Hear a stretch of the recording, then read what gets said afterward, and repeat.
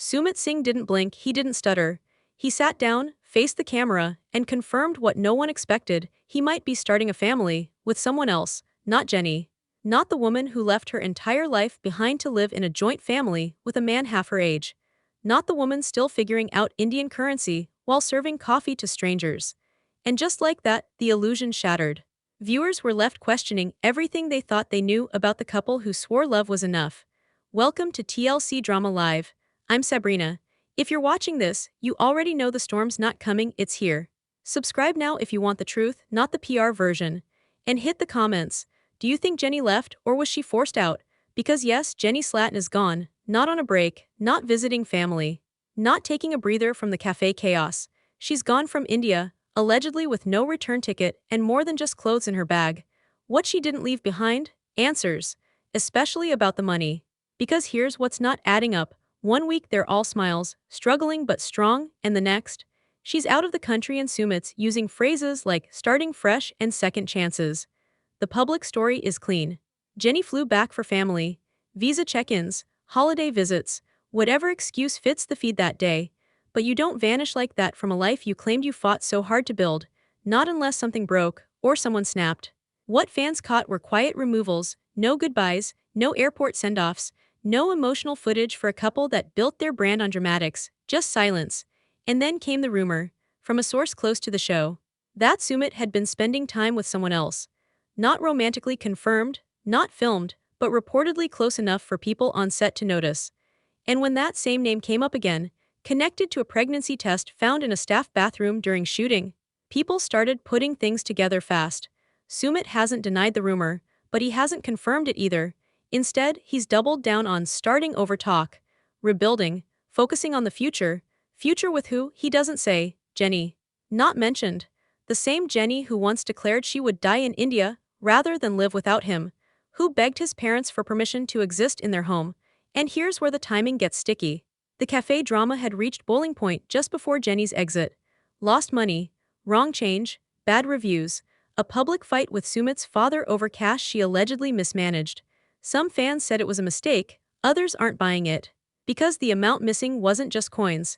It was enough to freeze operations, enough to make a family panic, enough to get everyone pointing fingers. And somehow, it all vanished with Jenny. What's worse? Jenny's story shifts every time she's asked. First, she says the register was short because of a customer mix-up. Then she says Indian money is confusing. Then she says it never happened. And finally, she blames the in-laws for making her feel incompetent. One person, 4 different answers. What if the money wasn't the problem but the proof? What if the real reason Sumit stayed calm wasn't peace but planning? Now ask yourself this: how does a couple go from living, working, eating, and crying together to opposite continents and separate interviews within days? It didn't start with a pregnancy test, and it won't end with a one-way flight. The cracks were there long before the cafe opened. The resentment built with every joke about coffee machines and currency, with every ignored boundary, with every time Jenny was told to try harder and Sumit was told to wait longer. Jenny might have left India, but the story she left behind, that's not over, not even close. The money's still missing. The pregnancy rumor hasn't died. And Sumit, he's smiling again, not the nervous grin we're used to, a new one. Confident, quiet, controlled, like someone who knows what he's doing and doesn't need permission to do it. And if you're still thinking this is about a cafe, think again. That was just the stage. The real drama was always backstage. In whispered warnings, late-night phone calls, shaky interviews, and unexplained absences. If this was survival, it came with a price. And someone already paid it. Keep watching, because if the truth doesn't come from Jenny, it might come from someone else she never saw coming. It all looked charming on camera. A couple in love, building something from scratch together. Their own little cafe in India. A fresh start, a shared dream, a way to finally stand on their own. But none of it held up under pressure. What looked like progress was really panic dressed up in aprons. Because behind the soft launch smiles and coffee cups was a silent agreement.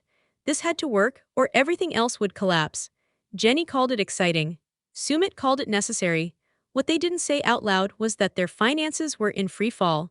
They weren't opening a cafe to grow, they were opening one to survive. And survival doesn't leave room for error.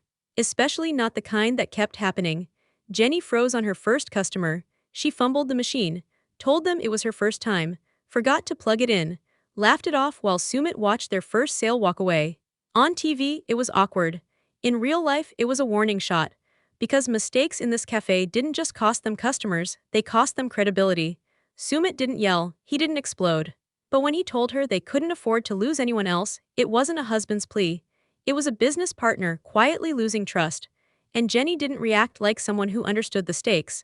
She brushed it off, made jokes, called it Indian money, as if confusion was the same thing as innocence.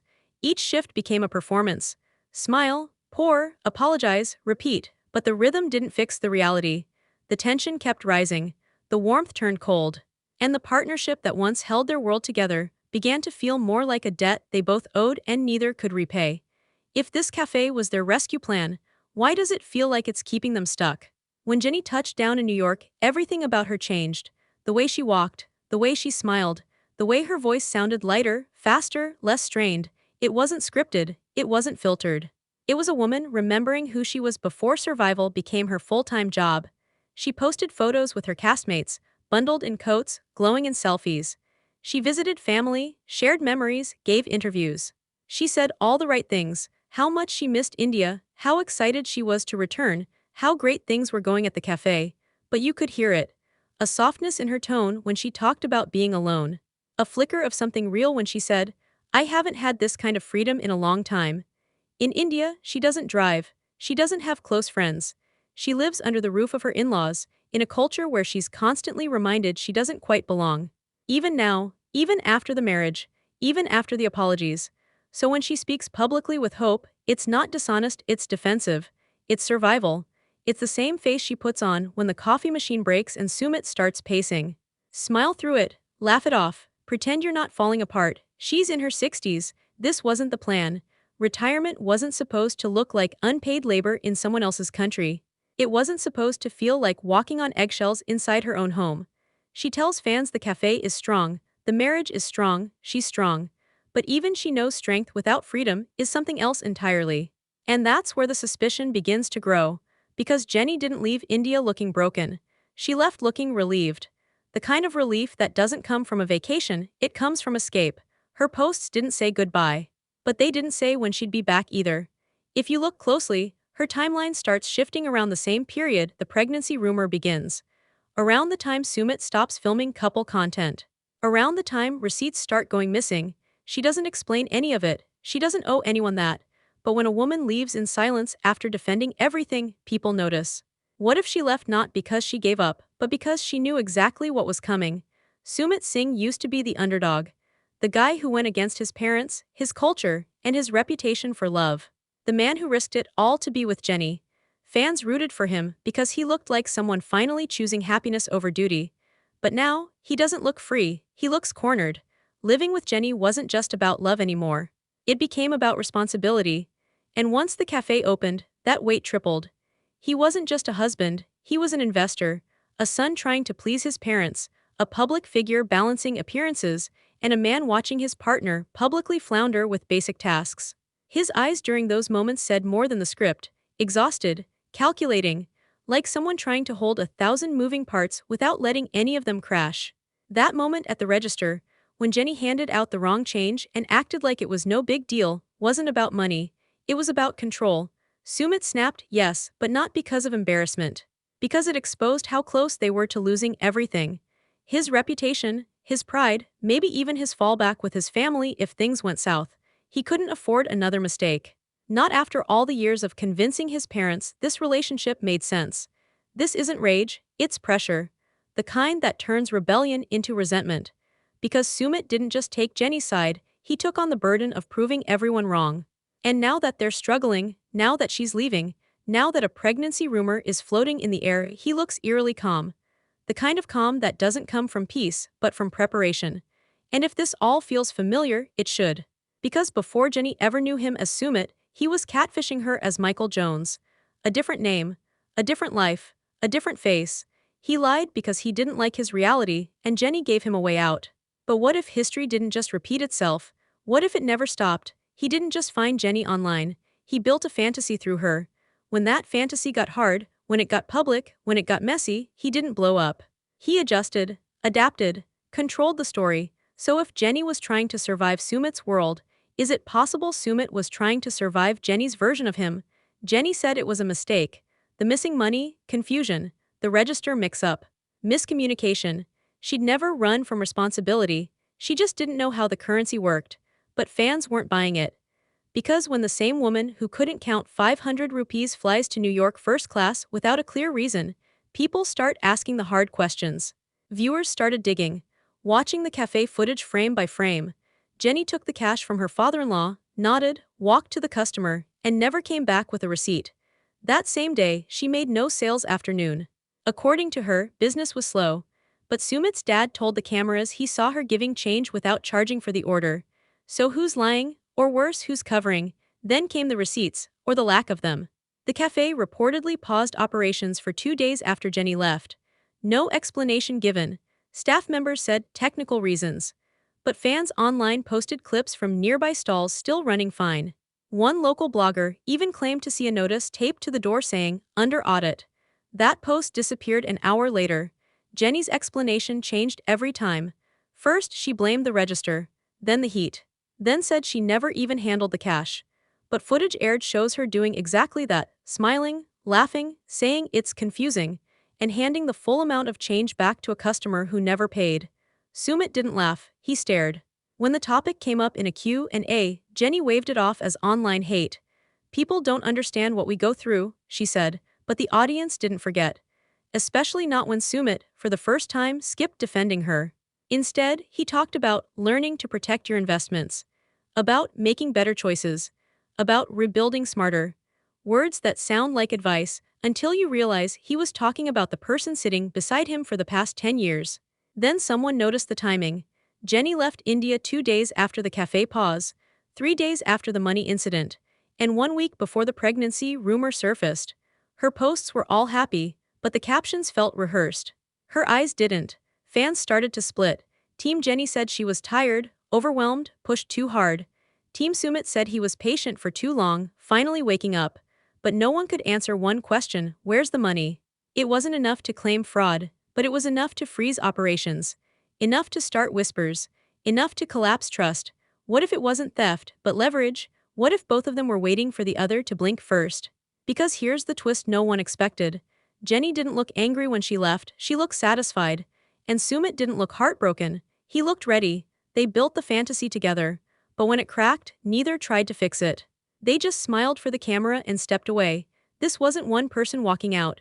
This was 2 people silently agreeing the lie had gone far enough. It started as a whisper, then a screenshot. Then a post from someone claiming to be close to production. A pregnancy test allegedly found in a bathroom used by crew and extras near the cafe set. No confirmation, no names, just a wave of speculation, and one name always at the center: Sumit Singh. Jenny hadn't posted about Sumit in days. He hadn't liked any of her photos. They weren't tagging each other. But this rumor didn't spread because of who it targeted, it spread because of when it hit. Right after the cafe's financial mess. Right after Jenny left India. Right after Sumit gave that cryptic interview about starting new chapters and growing through change. The question wasn't whether it was true. The question was why now, who planted the seed, and what did they stand to gain? If Jenny was the one who left first, this shifts the power. Suddenly, Sumit isn't the husband trying to salvage a business, he's the one allegedly already building something new. And if she left because she knew something was coming, then the leak serves as cover. A way to redirect the fallout from money talk, fan backlash, and whatever other cracks were widening behind the scenes. But flip it. What if the rumor came from Jenny's side? To paint Sumit as the one who betrayed first. To remind everyone she's the woman who gave up everything, only to be replaced. A way to frame her exit as forced, not chosen. No matter who started it, the result is the same: chaos. And chaos always benefits the person trying to take control of the story. Sumit hasn't confirmed anything. No names, no apology, no denial either. He stayed quiet, posting filtered photos, captions about new beginnings, and reels that look more polished than personal. Jenny, meanwhile, is sticking to interviews where she controls the tone, the questions, and the framing. So what if neither one lied, but both used the same storm to walk away looking clean? Jenny didn't come to India for a vacation. She came for love, in its rawest, most inconvenient form. She left her job, her friends, her grandchildren. She traded California sunsets for crowded trains, unfamiliar customs, and a future that offered zero guarantees. And she did it while the world laughed, judged, and questioned every decision she made. Not because she was reckless, but because she was stubborn enough to believe love could hold. Sumit didn't exactly get a fairy tale either. His parents disowned him, his social circle shrank. His image in his own country shifted from obedient son to public controversy. And even after marrying Jenny, he didn't get a honeymoon. He got house chores, cafe bills, and a community constantly whispering behind his back. He carried Jenny through bureaucracy, cultural backlash, and personal guilt, and somehow still had to smile for the cameras. That's what most people miss. This wasn't a con, it was a compromise, a slow grind of expectations against reality. They were both exhausted. She was older, tired, constantly asked to adapt. He was younger, squeezed between Western romance and Eastern obligation. The marriage worked for as long as they could both pretend they were happy carrying the weight. But that's the thing about empathy. It explains behavior, it doesn't excuse damage. Jenny's confusion didn't stop money from going missing. Sumit's stress didn't erase the way he stopped defending her. They both started choosing silence instead of confrontation, distance instead of honesty. Viewers want one person to blame, but the truth rarely picks sides. Jenny's fatigue was real, Sumit's pressure was real, and so were the decisions they made while under both. So the question now isn't who hurt who, it's what parts of themselves did they lose trying to make this work. They kept telling us they were building something. A home, a business, a future. But when you look closely, nothing was ever built to last, it was all patchwork. Each new move wasn't a step forward, it was a response. A reaction to some mess they couldn't clean, some tension they couldn't name, some failure they couldn't afford to admit. The cafe wasn't a dream, it was a fix. A distraction from the money running out and the storylines drying up. Moving in with Sumit's family wasn't growth. It was a way to cut costs and claim unity, even when the walls were closing in. The interviews, the social media posts, the cheerful updates, they weren't joy, they were management. Damage control dressed up as content. Jenny smiled because people expected her to. Sumit nodded along because it bought him time. And when you run on survival mode long enough, you start mistaking it for normal. You stop asking why you're still doing this. You just keep moving so nothing breaks, but everything did break. Not loudly, quietly, behind the scenes, in missed eye contact, in Instagram gaps, in edited out conversations. Because when a marriage only works in public, it doesn't really work. When fans see more affection than the couple gives each other in private, something's wrong. The show kept filming. They kept performing, but nothing grew. The cafe didn't expand. The relationship didn't deepen. The family tension didn't ease. Everything was frozen, looping the same tired beats until Jenny finally stopped. She left, and Sumit didn't chase. He pivoted, smoothed the edges. Started rewriting the narrative before the questions even hit. That's not healing. That's survival. And maybe survival is why they lasted this long. But survival is not a future. It's a pause before the end.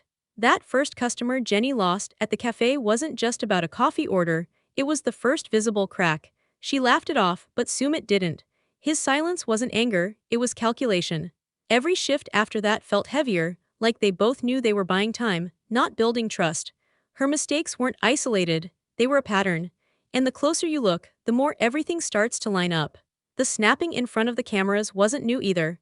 It was the first time Sumit dropped the charm and showed the weight he'd been carrying. Not because he was cruel, but because he was done playing nice. Jenny didn't cry. She blinked, smiled thinly, and changed the subject. That's how they'd survived until now. Discomfort, deflect, frustration, joke, loss, pretend. When Jenny showed up in New York days later, that smile, real, easy, light, stood out for a reason. It wasn't performance, it was relief. And if you watch closely, you'll see it in her body language. Shoulders loose, eyes calm. That wasn't a vacation. That was freedom she hadn't felt in years. She didn't say she was gone for good. She didn't have to. The money confusion fits now too. The excuses that didn't line up. The register incident, the timeline gaps, the way Sumit suddenly distanced himself without making it obvious. It wasn't about theft. It was about leverage. About who would be blamed when the foundation finally crumbled. And they both knew it was coming, because this is how it always ends. Not with a bang, but with a quiet unraveling. One person starts to drift.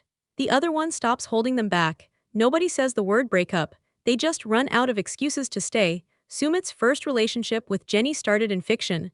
Michael Jones. A fantasy persona created to escape the pressure of his real life. Jenny, in her own way, became another version of that. The woman who would fight for him when no one else would. But fantasy has a short shelf life. Eventually, reality pulls harder. And when it does, both people start to remember who they were before the pretending began. They didn't implode. They faded, quietly, gradually, one missed conversation at a time. One tired excuse after another. Jenny flew out. Sumit stayed silent. The cafe shuttered, reopened, then went quiet again. No explosive fight, no big confession, no dramatic finale. Because sometimes, endings don't need noise. Just a slow realization that what's holding you together is already gone. Love got them started. But survival is what kept them moving. Every step they took, from the fake Facebook profile to the wedding, from the visa battles to the cafe grind, was driven by a need to prove something. To someone, maybe to themselves, maybe to the world, but not to each other, not anymore. They weren't building a life. They were maintaining an illusion. And illusions are expensive, emotionally, financially, publicly, it drained them. Until the smiles became stiff, the posts became spaced out, and the chemistry that once felt chaotic now felt clinical. Jenny didn't announce a goodbye because she didn't need to. Her silence was the answer. Her absence said everything. And Sumit, he adjusted, smoothed over the details, slipped into solo mode with ease, not bitter, not heartbroken, just done. And yet, the story doesn't really end here. Because what they lived through, the pressure, the denial, the forced optimism, it's already starting again somewhere else. With another couple, another camera crew, another quiet collapse waiting to be masked as growth. Different names, same loop. Because when love becomes a performance, someone always forgets their lines, and the show can't go on without both leads. The next video, you already know who it's about, same stage, same pressure. And if you're paying attention, the cracks are already starting to show.